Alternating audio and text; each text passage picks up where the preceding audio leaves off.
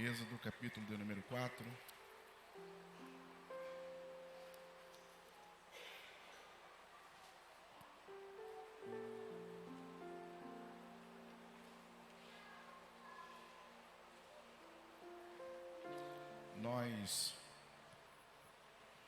Nós damos muita ênfase nos primeiros capítulos do Êxodo. Ainda não chegou não, Miguel.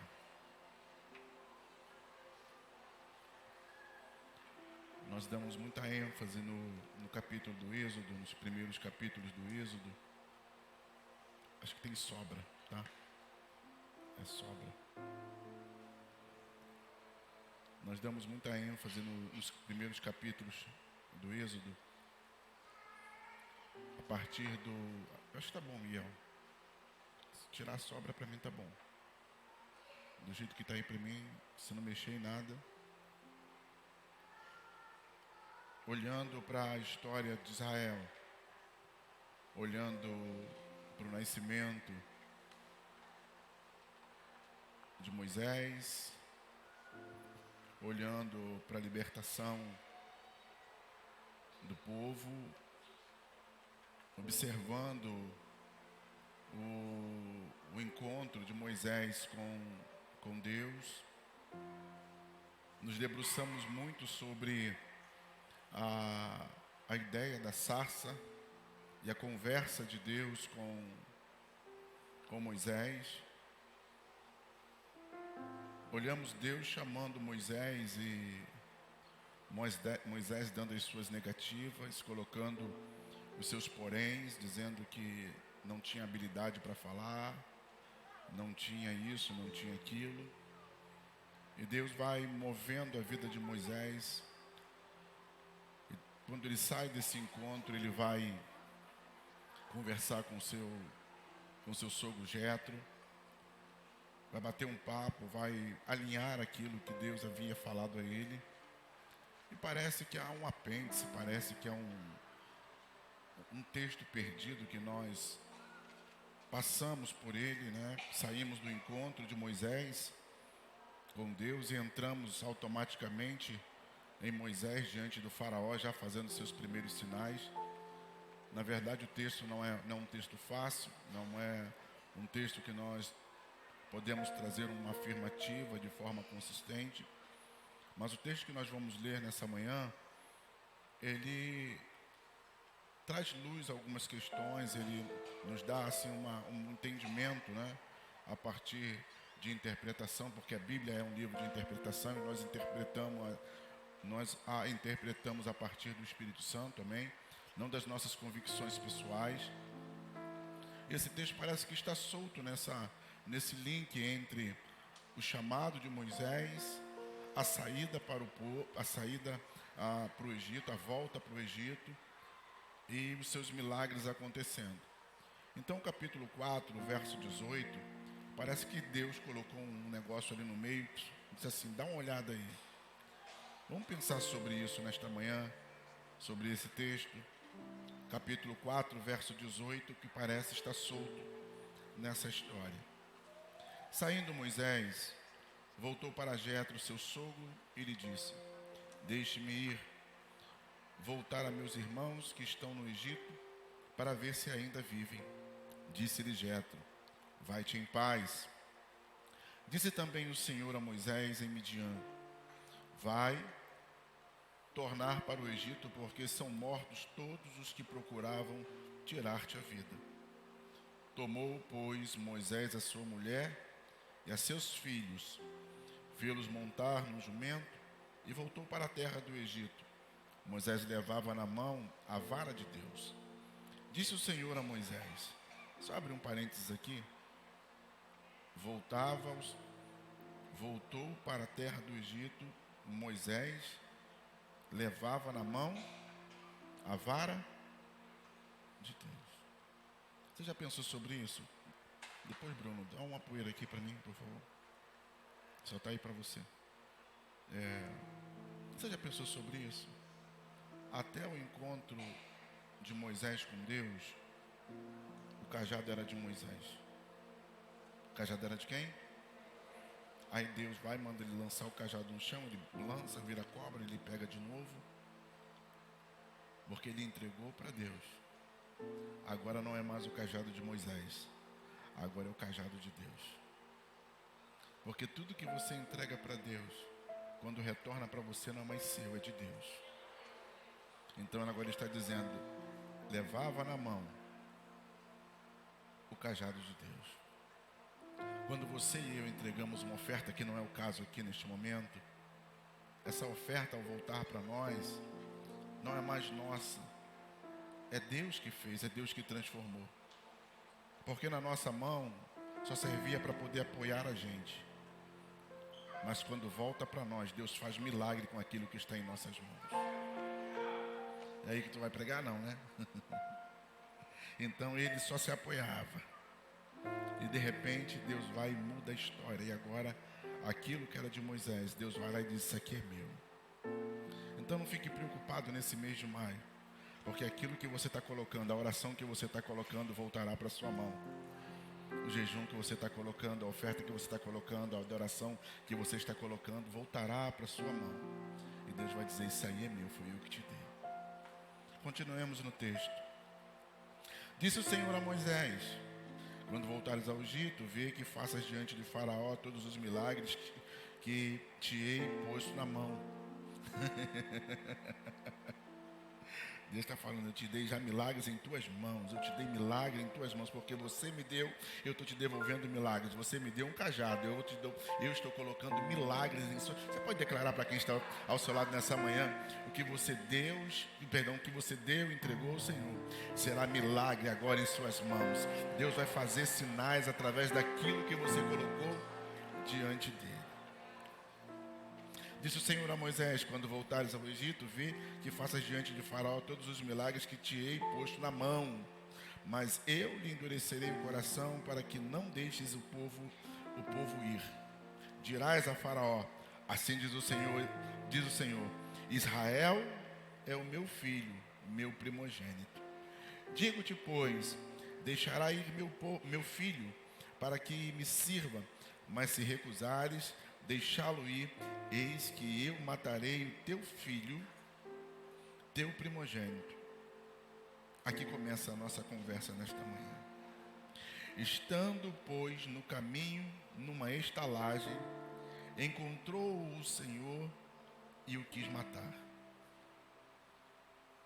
Então Zípora tomou uma pedra aguda, cortou o prepúcio de seu filho, lançou-o após os pés de Moisés e lhe disse, sem dúvida, tu és para mim um esposo sanguinário. Assim o Senhor o deixou. E ela disse, esposo sanguinário, por causa da circuncisão. Então parece-nos que esses dois últimos versos parecem estar soltos no texto. A gente observa que Deus está falando e tratando sobre tudo o que vai acontecer no Egito. E agora Deus vem com a intenção de matar quem ele havia levantado dias atrás para libertar o seu povo. Não é estranho? Deus está chamando Moisés, Deus está levantando Moisés. Deus falou que ia libertar e livrar Moisés. Deus falou que ia usar a vida de Moisés de uma forma tão potente, tão poderosa. Parece que Deus se esqueceu de tudo aquilo que havia falado e dito a Moisés, e agora Deus vem em determinado momento procurando Moisés, até parece que Deus não tem tudo em suas mãos, e diz, eu vou te matar. A gente pode estar fazendo e obedecendo a Deus, e servindo a Deus, e prosperando naquilo que Deus falou, e sendo usados por Deus, mas não de forma total. O que mostra o texto é que alguma coisa estava fora do compasso, é que alguma coisa não estava de acordo com o que Deus quis, ou o que Deus queria. Então você vai perceber no texto que Deus vai atrás de Moisés e diz, eu vou te matar. A minha pergunta, e o que me inculca, né, que fica aqui martelando na minha mente, Wellington, É porque Deus quis matar Moisés se Deus chamou Moisés. Você já parou para ler quem já parou para ler essa passagem, só esse trecho, e pensar sobre esse texto? Porque esse texto é um texto que quanto mais você lê, você fala, mas o que aconteceu? Por que Deus se levantou? Você vai perceber que Deus, lá em capítulo 22 de Números, quando Balaão vem para profetizar, e Balaque diz, profetiza, e ele disse, não, eu não vou amaldiçoar o que Deus abençoou. Ele disse, pela manhã, Balaão saiu, capítulo 22. E quando ele sai, os homens de Balaque vêm e dizem, olha, Balaque disse para você ir profetizar. Ele disse, eu não profetizarei, eu não amaldiçoarei o povo que Deus abençoou. Então, quando ele está saindo, Deus encontra Balaão e diz, vai, volta e fala segundo as minhas palavras. Balaão então pegou, albardou lá sua mula, sentou e foi. E a Bíblia diz que quando Balaão estava indo de volta por 3 vezes, o Senhor se põe como inimigo contra Balaão. Por 3 vezes, Deus se levanta contra Balaão tentando matá-lo. E eu fico pensando nessas coisas. Por que que Deus levanta alguém e agora Deus quer cercear, vou botar aqui o direito dessa pessoa executar o propósito para o qual ele o chamou. Então, voltando a Moisés nesta manhã, eu tenho algumas conjecturas. Eu penso sobre algumas coisas a partir desse texto.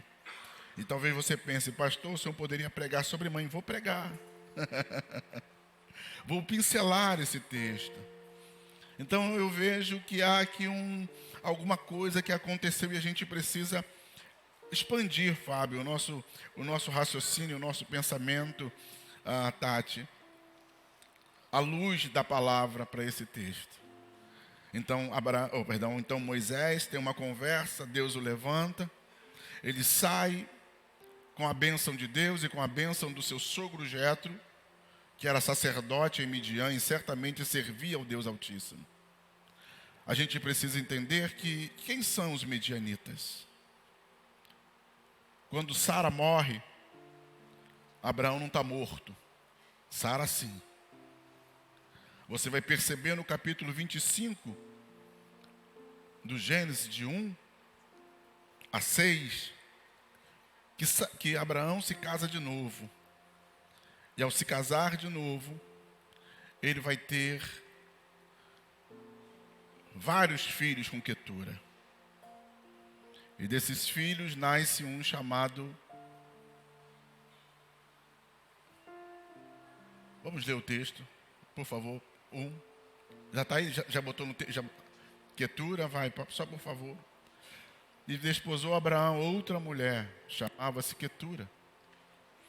Ela lhe deu à luz Irã, Joquzã, Medã,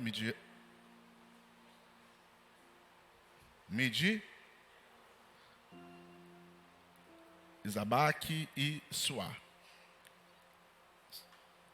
Então, a origem dos midianitas parte daí. Quem são os midianitas? E a gente só precisa entender, só para a gente pensar sobre isso. Você lembra quando eles estão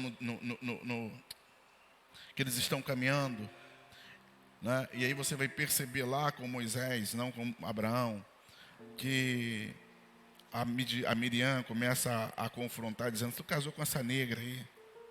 Então você já tem como parâmetro que esse povo é um povo da Etiópia. Você já tem como parâmetro que esse povo é um povo negro. Você já tem como parâmetro que, né, aqui na brincadeira, Moisés que também gostava de uma pretinha. E Abraão também. Então você vai perceber que a origem, eles são midianitas por força do casamento de Moisés com Midian, ou com Quetura. E daí nasce Midian, ou os midianitas. Agora, A ideia que eu quero construir com você parece estranha, é que alguma coisa acontece. Então eu tenho um Moisés que vem de uma casa poderosa, e eu venho e tem da outra ponta uma Midian Anderson que vem de uma casa onde o pai é um sacerdote. E é uma fusão de ideias, porque são povos distintos, são povos diferentes, são culturas diferentes, são ideias diferentes, são processos diferentes, são modos de vida social diferentes.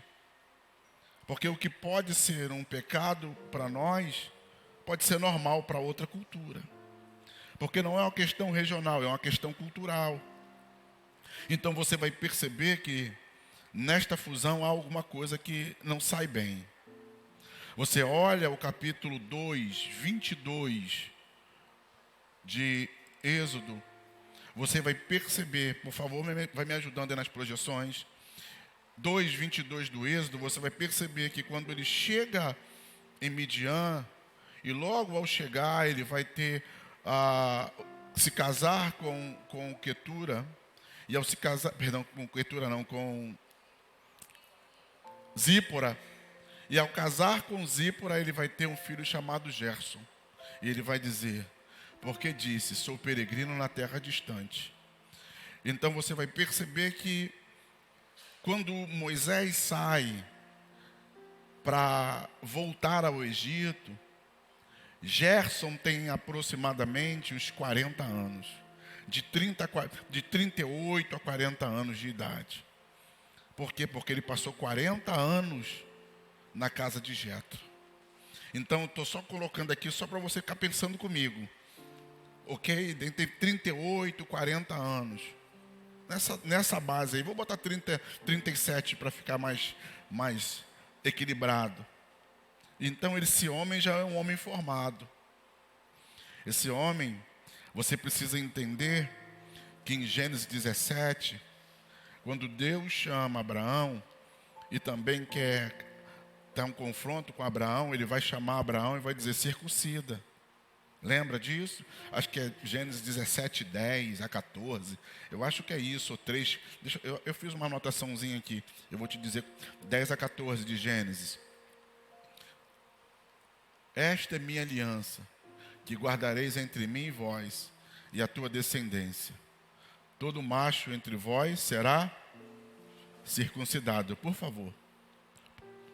Circuncidareis a carne do vosso prepúcio, e será isso por sinal de aliança entre mim e vós. Por favor. O que tem 8 dias será circuncidado entre vós, todo macho nas vossas gerações, tanto o escravo nascido em casa como comprado a qualquer estrangeiro, que não for da tua estirpe, ok? Então Deus estabelece, estou construindo uma ideia, ok? Não estou aqui afirmando, porque esse mesmo texto eu quero dividi-lo numa parte positiva e numa parte negativa.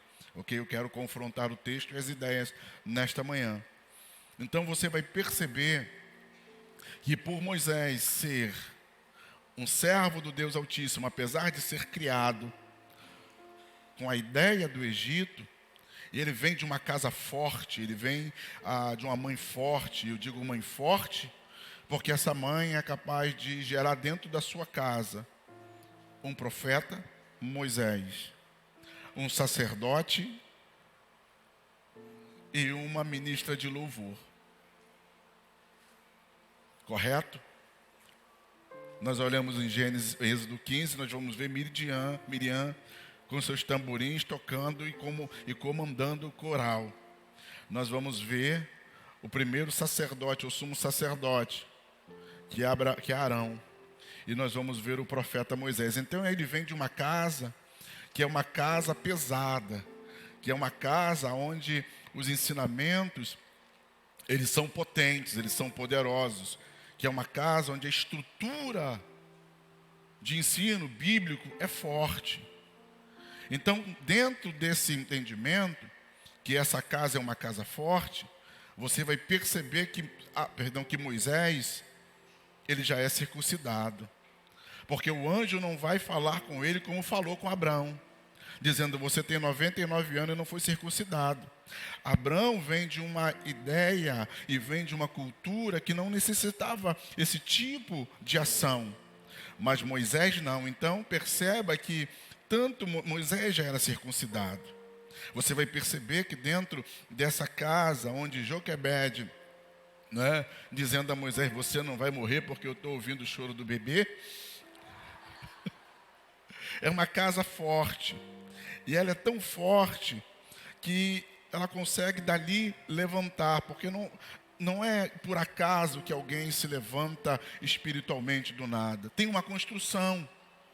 Então eu percebo que, falando aqui um pouco de mãe, como é importante a relação mãe e filho.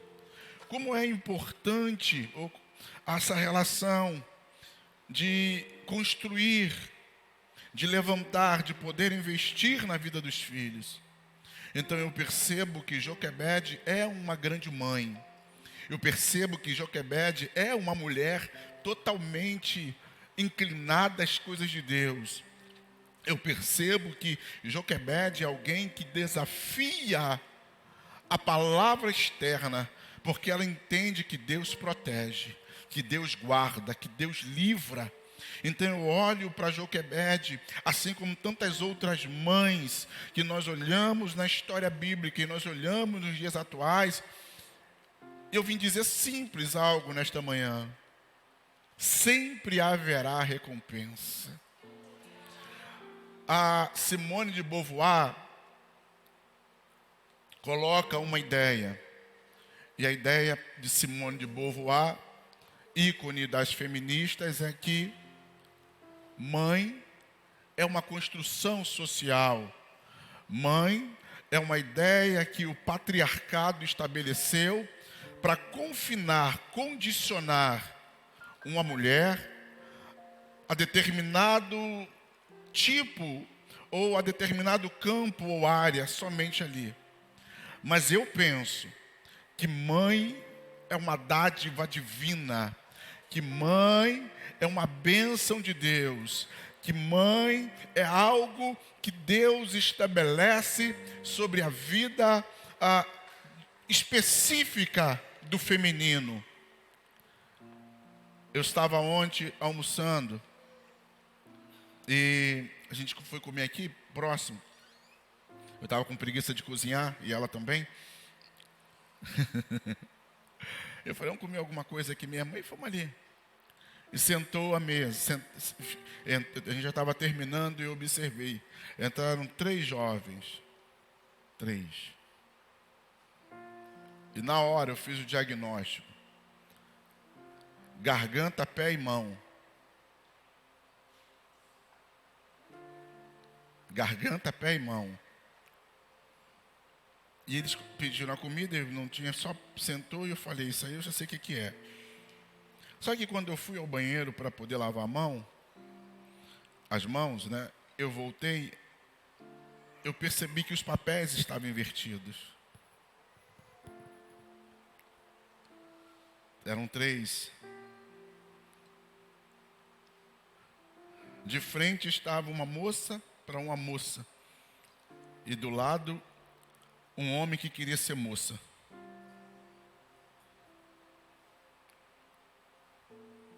Essas duas estavam brigando.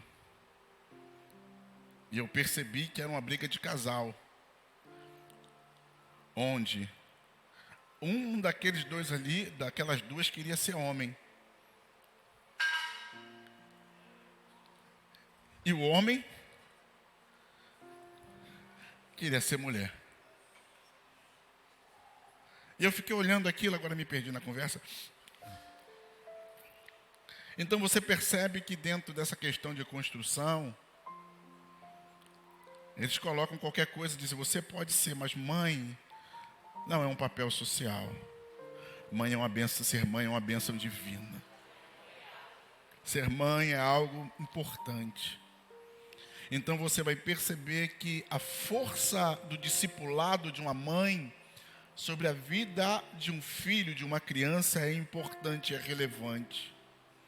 Hoje eu estava lendo agora que nós temos uma nova modalidade na sociedade. Eu não vou conseguir falar, porque é um negócio difícil. Eu estava lendo e veio lá no feed uma notícia dizendo agora nós temos uma nova modalidade entre os jovens. Agamia. Acho que é agamia. Agamia. O A no grego significa não. Gamia é casamento. Não casamento. E agora no Brasil, nos países aqui do Sul, né, da América do Sul, nos Estados Unidos e no Japão, os jovens não querem mais se casar e nem ter filhos. Eles querem ficar um com o outro, porque agora é a nova modalidade. Isso perde a força daquilo que Deus estabeleceu. Crescei, multiplicai-vos e enchei a terra. Então, dentro dessa ideia de ser mãe, nós olhamos para Joquebede, nós vamos ver a força. E eu vim dizer a você, mãe, que há uma recompensa para o seu ministério. Que toda mãe será recompensada. E é tão importante o papel de mãe, né? A penúltima palavra de Jesus na cruz, né? A última foi, né? Tetelestai, ou consumado estes, ou Pai, entregue em tuas mãos o meu espírito.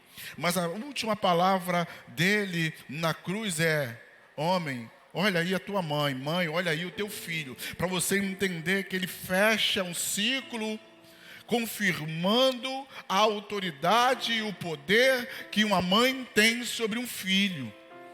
Ela não é o filho, Maria não é a mãe do corpo, mas ela abraça a responsabilidade de mãe.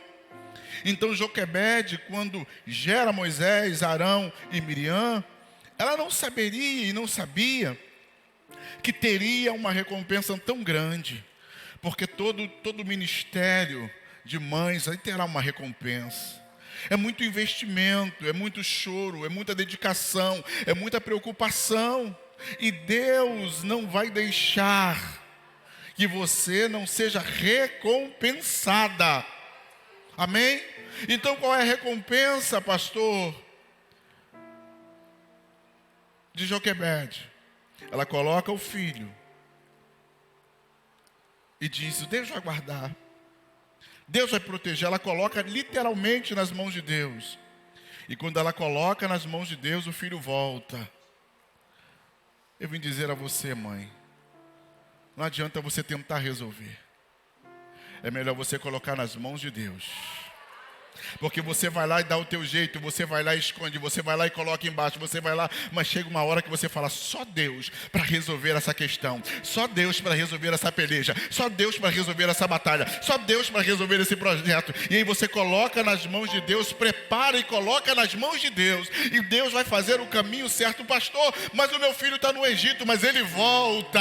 Ah, pastor, mas o meu filho chegou lá, mas ele volta. E quando ele volta, ele não volta da mesma maneira.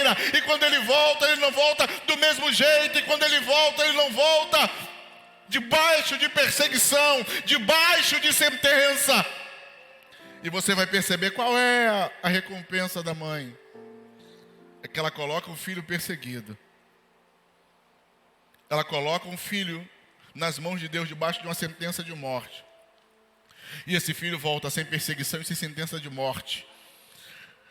Esse filho traz para ela a recompensa, primeiro da presença, segundo do livramento, terceiro que esse filho ao voltar, ele volta trazendo recursos para dentro de casa, porque a filha do faraó vai dizer: eu vou cuidar dele, eu vou mandar o reforço, eu vou mandar o salário, que não é o Bolsa Família, mas eu vou mandar, e você vai cuidar do seu filho. Fala para quem está ao seu lado aí.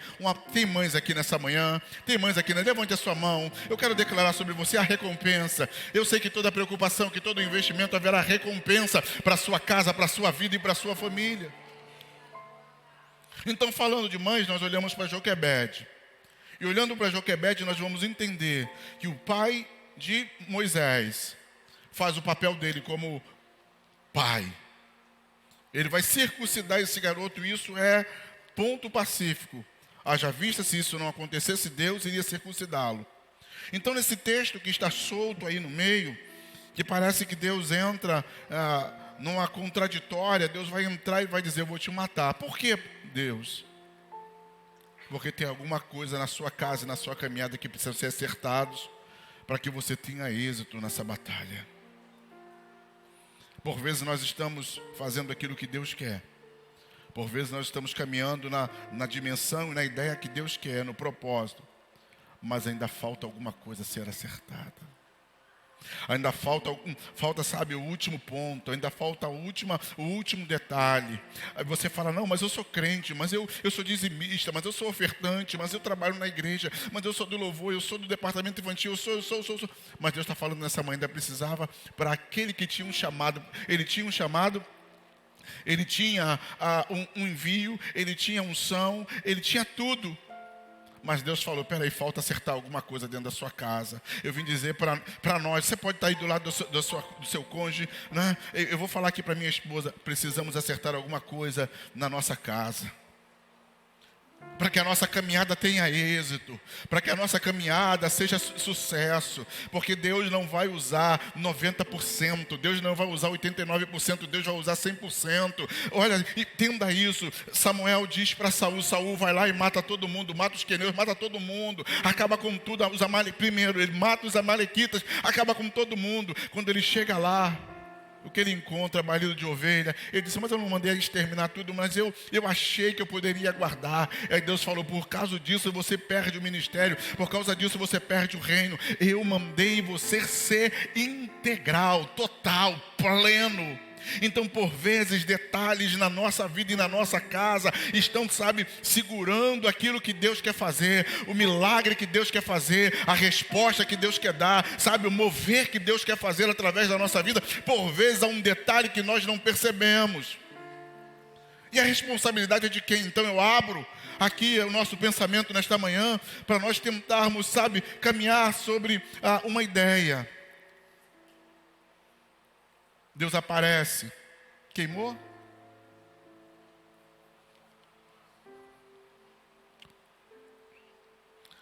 Deus aparece. Acho que alguma coisa aconteceu aí.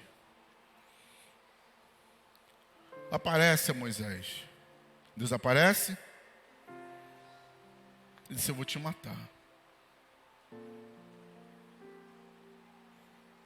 Eu disse de duas culturas, a cultura de Zípora e a cultura de Moisés. Qual é o primeiro filho de Moisés? Êxodo, né? 2, 22, Gerson. Segundo filho de Moisés é Eliezer. Capítulo 18, versos 3 e 4. A gente conjectura o quê?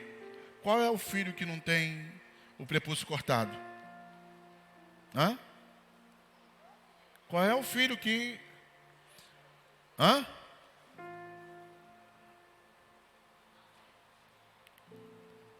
Não. Pense comigo. Ele tem 2 filhos. Ele chega, sai do Egito, encontra Zípora, casa com Zípora, capítulo 2, 22. Tem um filho chamado Gerson. Capítulo 18 do Êxodo, verso 3 e 4. Ele tem um outro filho, chamado Eliezer. Ela agora tem um segundo filho. Certo? Você acha que o primeiro filho tinha o prepúcio cortado? Certamente que sim. Mas alguma coisa aconteceu. Escute isso agora para a gente começar a construir aqui o nosso pensamento, que é rápido. Eu penso, eu conjecturo, que foi traumático para Zípora ver a circuncisão de Gerson. Sangue para todo lado. Moleque gritando, chorando, esperneando. Ver a criança desesperada e uma mãe não pode ver o filho Aqui não tem não, só lá em Anchieta que tem. Mães que o filho já deu um chorinho, já está aqui, o que foi? E o pai diz, não, deixa para lá, pode deixar. Não, o que foi, meu? Tem alguém aqui? Estou vendo pelos sorrisos amarelos que sim. Percebo que a mãe já vai logo, tropeçou, ai meu filho. Então você percebe no texto que parece que algo traumático aconteceu. Escute aí, me acompanha nesse pensamento. Parece que algo traumático aconteceu no primeiro trabalho de retirar o prepúcio de Gerson, onde Zípora não gostou muito do processo, não gostou muito do que viu. Por quê? Porque não era cultura dos midianitas ter que tirar o prepúcio. Então, no primeiro filho, ela diz, tá, pode tirar porque é a sua cultura.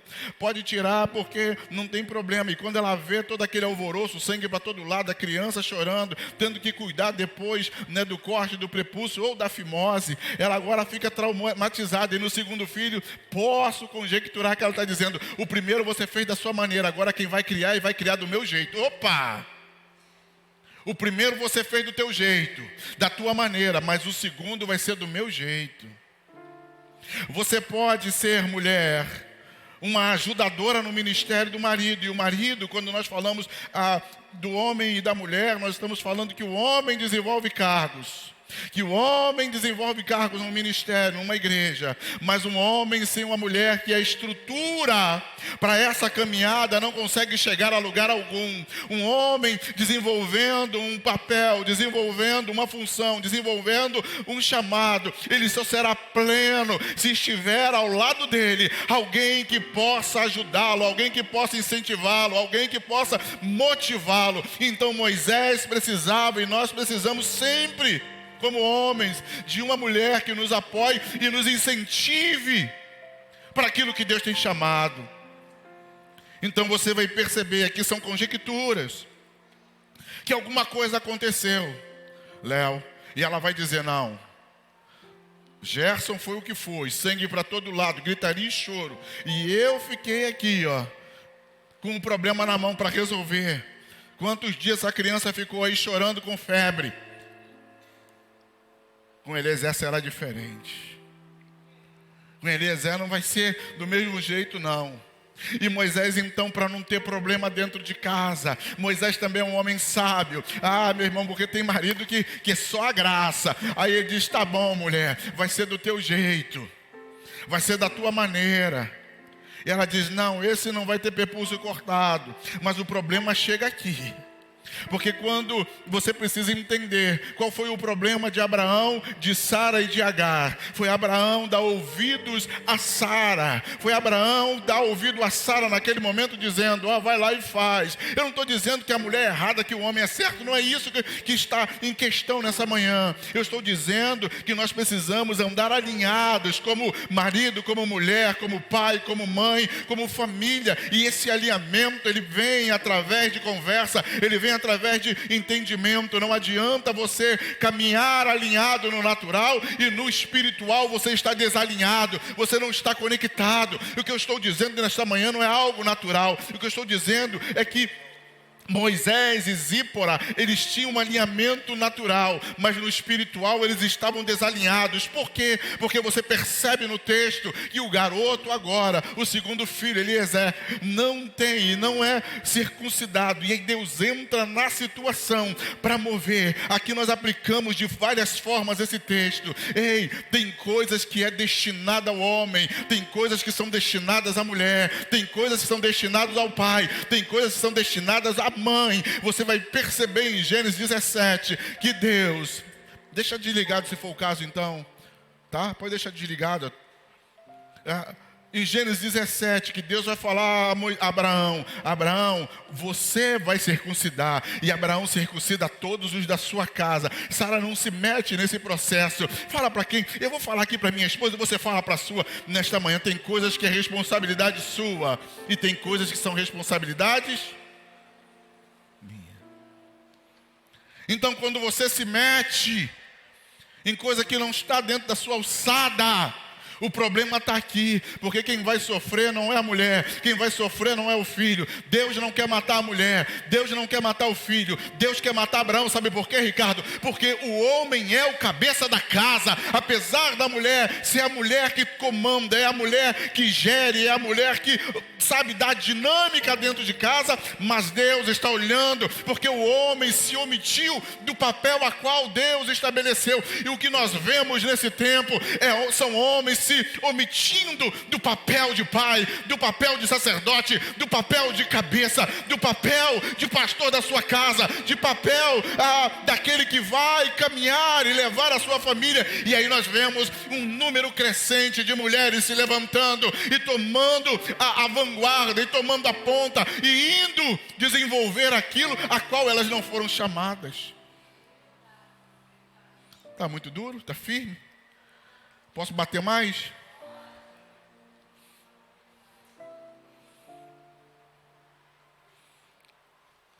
Então você vai perceber.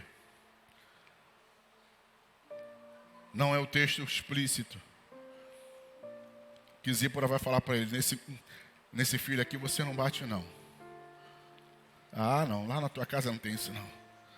Nesse filho aqui você não toca a mão. Você vai perceber que isso é tão corriqueiro e repetido na Bíblia, que o Isaac está velho, já vai morrer. Ele chama a Rebeca e diz: eu quero abençoar os meus filhos, manda Esaú vir. E o que a Rebeca faz?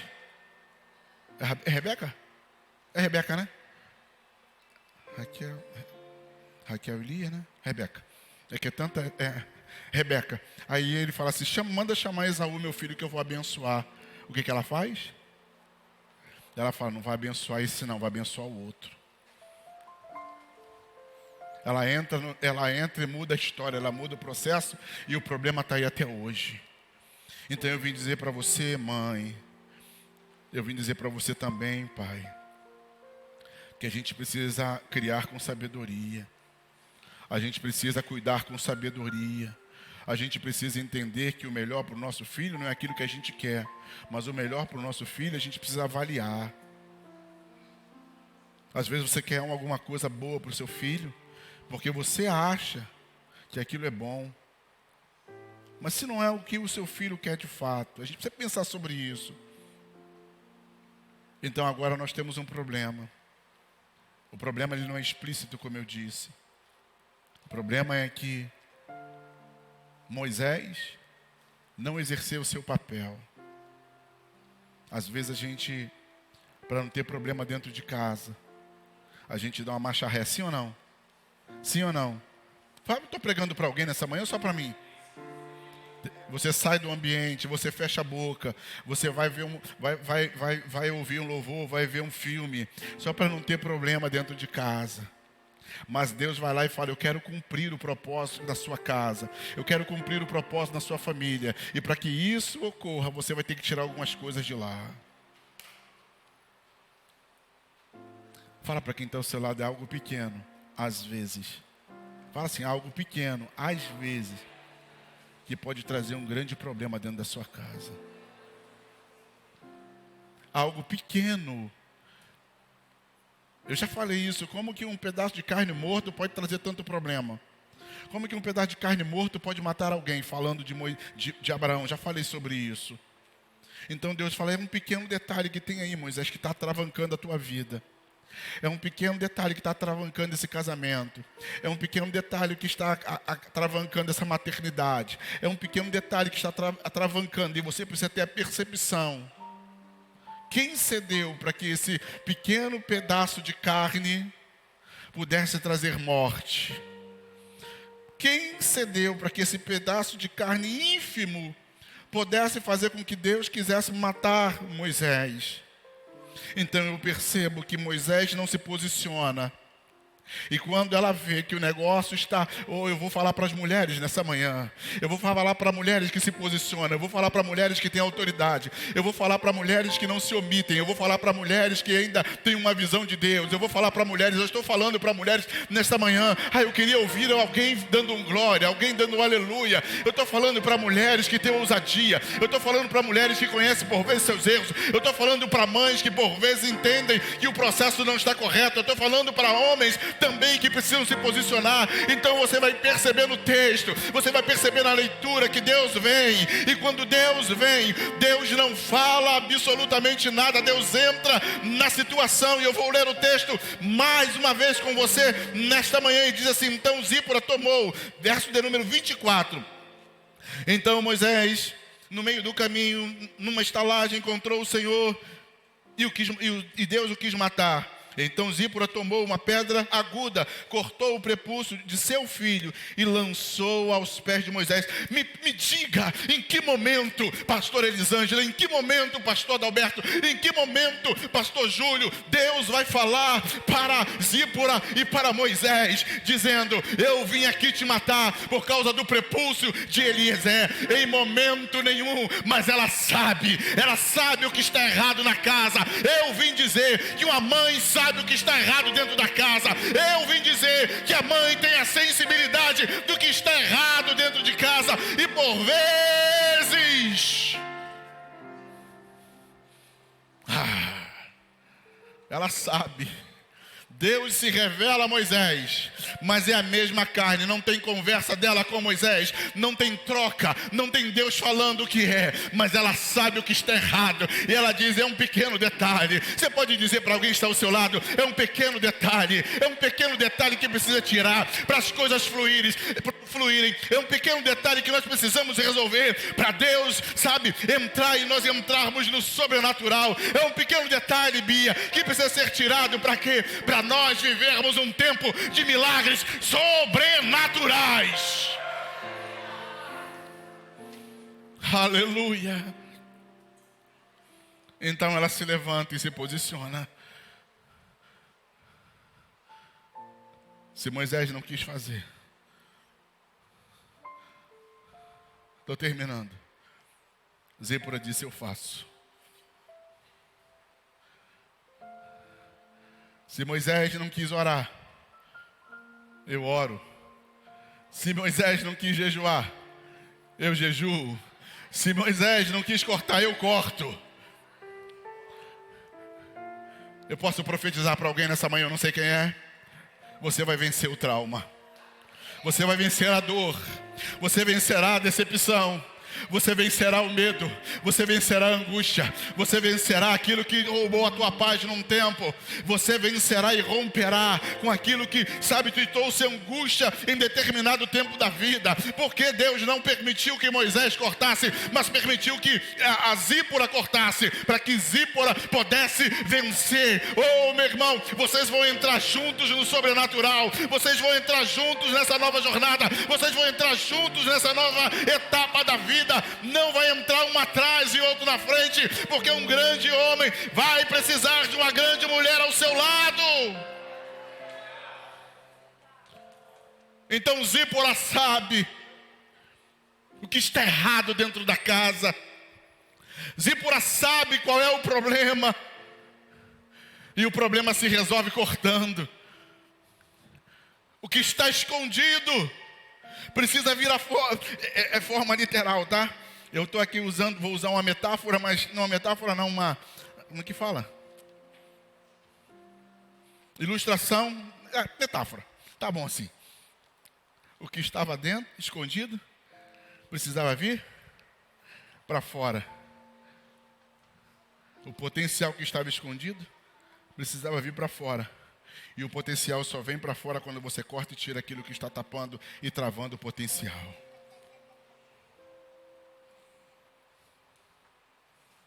Posso fazer gestos? Então ela vai lá com a faca. Moisés não diz nada, é ela que toma a iniciativa. Fala para quem? Mulheres, vocês que estão próximas aí. Não deixa sua família morrer não. Fala, não deixa seu casamento morrer não. Fala aí para quem está ao seu lado. Fala para outra mulher, não deixa seu casamento morrer não. Não deixa sua família morrer não. Tome iniciativa. Tome iniciativa. Porque o texto bíblico diz que ela vai lá e pega uma pedra. Ela vai lá e toma uma atitude. Ela vai lá e toma uma postura. Ela vai lá e vai dizer o seguinte, o texto, eu já estou terminando. Ela entra e diz, nada. O que ela fala? Nada. Não adianta você falar antes de fazer. Faça, resolva o problema e depois fale. Está entendendo o que eu estou falando? Ela está quieta. Deus apareceu a quem? A ele.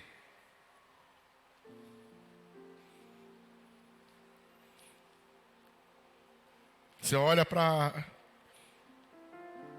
José e Maria. Deus aparece a Maria, vai conceber. José quer fugir, Deus aparece a ele. E eles se alinham ao propósito. Ser mãe não é fácil. É privilégio? É. Mas não é fácil. Como dizia a minha mãe, saudosa irmã Iraci, só sabe a dor do parto quem pare. Né, Bia? Né, Bia?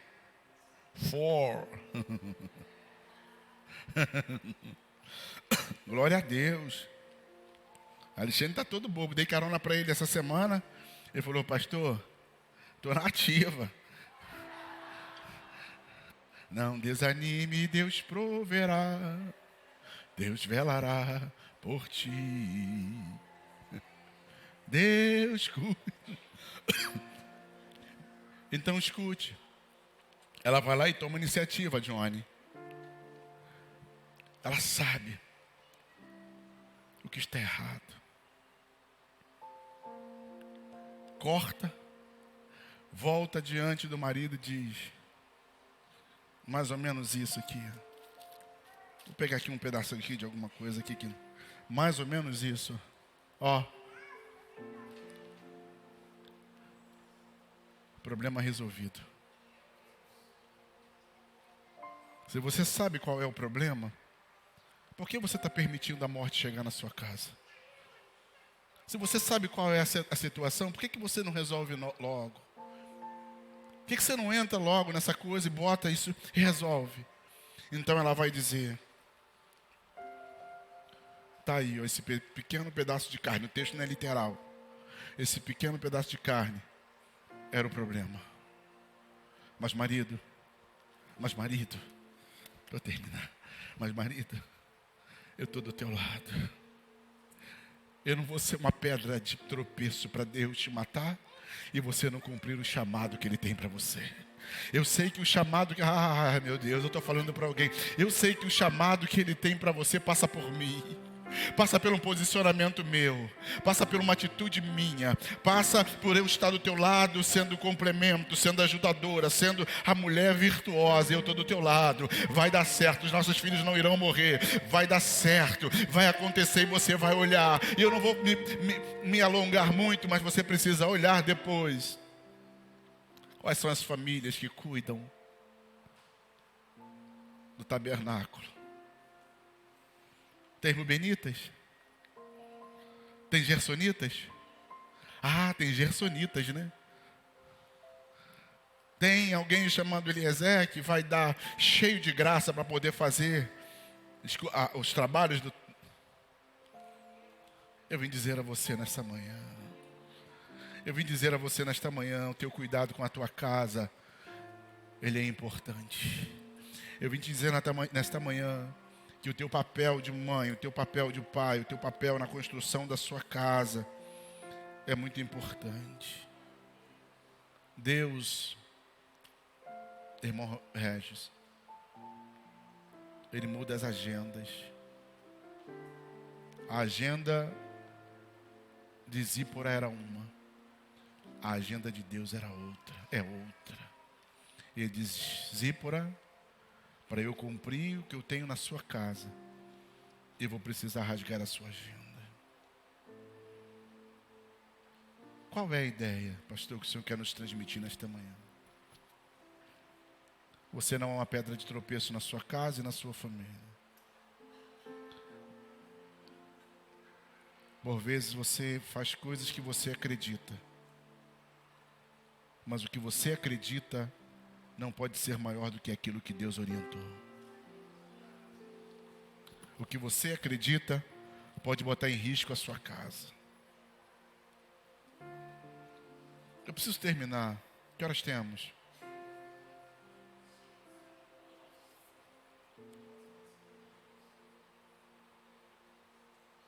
Eu vou fazer 56 anos. Quem apanhou aqui? Quem apanhou aqui? Levanta a mão. Quem apanhou? Apanhou do pai, da mãe? Levanta a mão. Levanta a mão aí, não. Hã? Levanta a mão.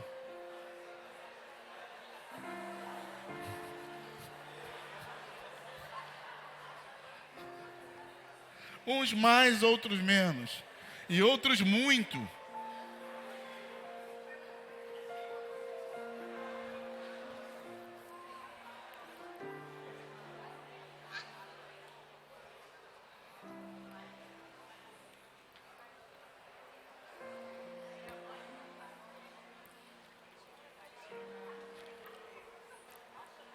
Gostaram, né? Sabe nem o que está por vir. Agora escute isso. O que me fez o homem que eu sou hoje foi tudo aquilo que eu vivi. O que eu sou hoje é a história construída. Eu percebo, ao conversar com mães, estou dizendo aqui que a gente vai fazer um ringue de boxe ou de MMA. Eu apanhei. No meu filho, eu só vou na conversa. Estou dizendo aqui que tem que bater, não. Só estou construindo uma ideia. Conversa tanto que o teu filho agora não te respeita. Sabe por quê? Porque você está caminhando segundo aquilo que a cultura que você entende. Mas a Bíblia diz, corrija a criança com vara. Então, entre o que você entende, eu estou falando da construção de Zípora e da nossa construção. Zípora construiu sobre a vida de Eliezer o que ela entendia. Depois ela viu o que ela entendia estava trazendo morte.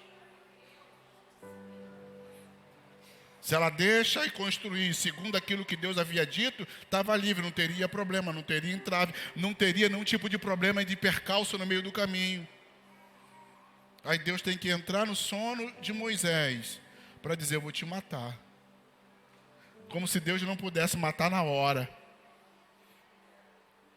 Mas Deus fala assim, eu vou te matar. Como se Deus não tivesse poder para matar ali instantaneamente. Era Deus falando, eu vou te dar uma outra oportunidade. Resolve esse negócio dentro da sua casa. Eu estou terminando. Fala para quem, resolve esse problema dentro da tua casa. Isso está atrapalhando o teu chamado. Isso está atrapalhando o teu sono. Isso está atrapalhando o teu dia. Isso está atrapalhando a tua caminhada. Deus quer fazer milagre através não é de Moisés, não, é através da tua casa e da tua família. Mas você precisa tirar o detalhe, um negocinho pequeno e falar, deixa que eu vou, já que ele não vai, ele não viu, talvez ele não tenha percebido por causa das demandas, dos problemas, das adversidades, das questões da vida, das circunstâncias, eu vou lá e vou tirar. E depois eu vou mostrar a ele, claro que ela fez de forma, com raiva, ela larga no pé e diz, aí, tá aí, ó, seu sanguinário. Mas você vai lá com carinho, com jeito, fala aqui, amor, tá resolvido. Aí você vai perceber o texto. Capítulo 4 termina. Capítulo 4 termina. O que nós temos no capítulo 5? E quando eu falo capítulo 5 em diante, fala para quem está ao seu lado, milagres. Fala, milagres. Milagres. Milagres. Milagres sobrenaturais. Que Deus quer fazer com a sua casa, com a sua família, quando vocês estiverem alinhados. Milagres sobrenaturais.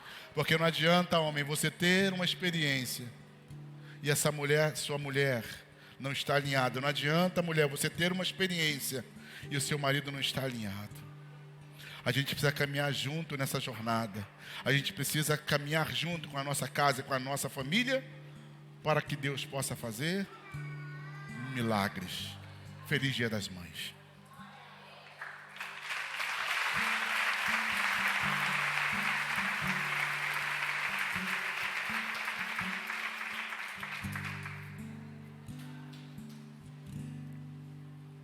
Ele me ajuda, sei que falta muito para eu chegar. Ele me ajuda quando faltam forças no meu caminhar. Ele não desiste porque ele não é homem pra mentir. E não se arrepende, pois não é filho do homem como eu. Ele me ajuda, sei que falta muito para eu chegar. Ele me ajuda quando faltam forças no meu caminhar. Ele não desiste porque ele não é homem pra mentir. E não se arrepende, me entende, além da vida aparente. Ele é o meu pastor e nada faltará. Ele é o meu pastor e nada faltará. O seu amor por mim me fez chegar aqui, mesmo tão cansado, desprezado, desprezível, me faz estar de pé.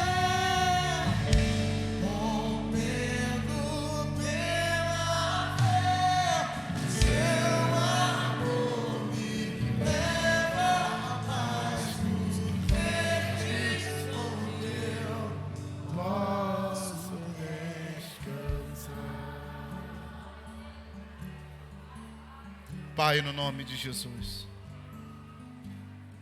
há coisas pequenas que têm impedido o nosso avanço, a nossa caminhada. Eu quero pedir ao Senhor nesta manhã, meu Deus, nos revele o que está impedindo os teus milagres. Nos revele, ó Deus, o que está impedindo de entrarmos de forma plena naquilo que o Senhor tem. Para Zípora e Moisés e a sua casa, foi um pequeno pedaço de carne morto que fez com que talvez eles parassem. Mas alguém dentro da casa toma uma posição. Alguém dentro da casa tem a revelação. Alguém dentro da casa se posiciona. Levanta famílias nesta manhã que se posicionam diante do Senhor. Levanta mulheres e homens que se posicionam diante do Senhor. Numa geração que não acredita na família, no casamento, em filhos. Deus, restaura no seio da tua igreja que essa praga, meu Deus, não alcance a nossa casa e a nossa vida e a nossa família. Mas que os nossos filhos, ó Deus, sejam de fato o que diz a tua palavra, herança do Senhor, flechas na mão do arqueiro. Ah, Espírito Santo de Deus, que haja revelação daquilo que está roubando a nossa alegria, a nossa paz, o nosso sono. Assim como Zípora se posicionou, nós nos posicionamos nesta manhã, meu Deus. Nesse dia chamado Dia das Mães. Levanta mães poderosas aqui, meu Deus. Levanta mães, meu Deus, que tomam posição diante da sua casa e trazem a cura, ó Deus, para a sua casa. Pois nós sabemos que a mulher sábia edifica a sua casa e santifica o seu marido. A santificação não vem pelo homem, a santificação vem pela mulher. E Zípora, ó Deus, santifica a sua casa, apesar de Moisés ter um chamado. Levanta mulheres, meu Deus. Levanta mães, meu Deus, que se posicionam nesta geração e que arrancam, que cortam, que tiram aquilo que não é produtivo.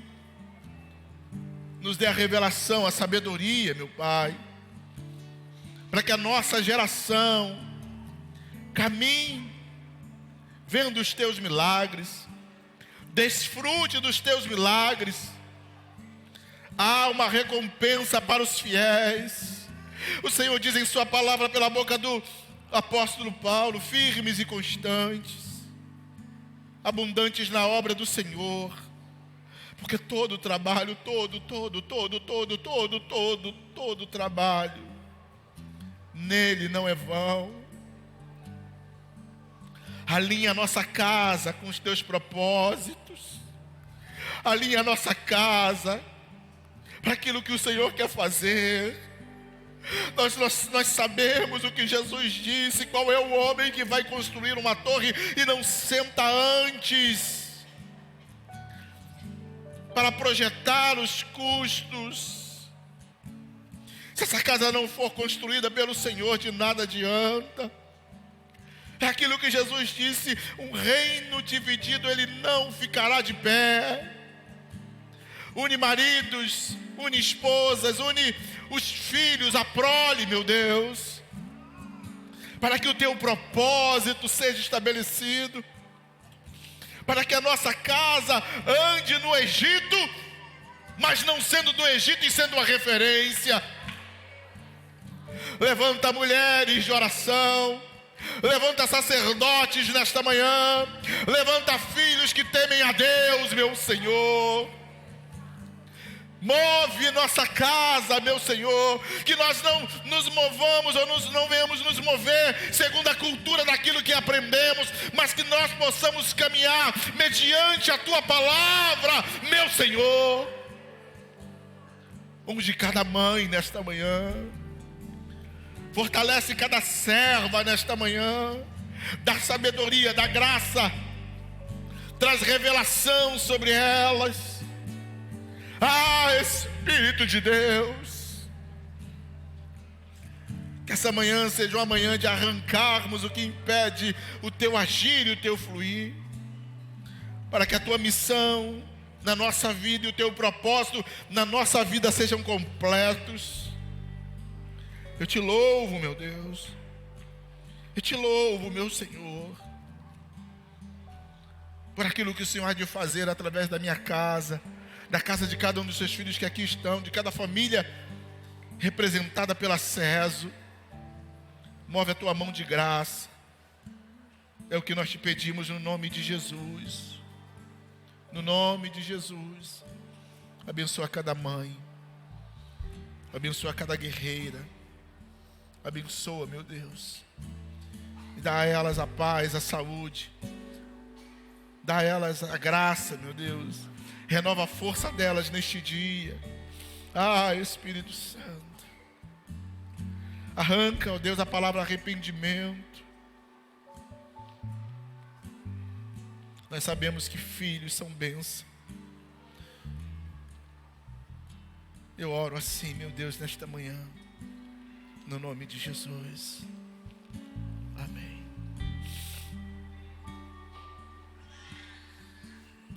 Amém. Amém. Amém. Quem se posiciona nesta manhã? Se posicione nesta manhã em Deus. Peça a Deus revelação das pequenas coisas que impedem a caminhada. E quando você identificar, tire da sua casa, tire da sua família, porque está próximo um tempo de milagre sobrenatural na sua casa. Está próximo, estou repetindo, está próximo um tempo de milagres sobrenaturais na sua casa. Eu quero convidá-lo nesta manhã para nós selarmos este momento com as nossas ofertas e com os nossos dízimos no nome de Jesus. Amém. Você que vai retornar o seu dízimo, levante uma das mãos, o envelope chegará. Ah, não precisa, né? Agora é mesmo envelope.